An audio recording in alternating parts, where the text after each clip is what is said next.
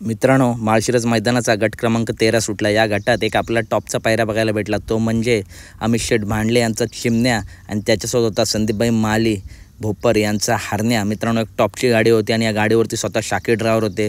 मित्रांनो, गाडीने एवढा स्पीड लावला आहे, परंतु मित्रांनो तुम्हाला प्रश्न पडला असेल की गाडी गटपास का झाली नाही। तर मित्रांनो, सुरुवातीलाच मित्रांनो ही गाडी फॉल झाली होती आणि मित्रांनो या गटातील सर्वच मित्रांनो गाड्या फॉल झाल्या। गट क्रमांक 13 मधील मित्रांनो सर्वच गाड्या बाद झाल्या। त्याच्यामुळे मित्रांनो आज चिमण्याला आणि हरण्याला निकाल भेटला नाही, परंतु तुफानाचा स्पीड होता गाडीला।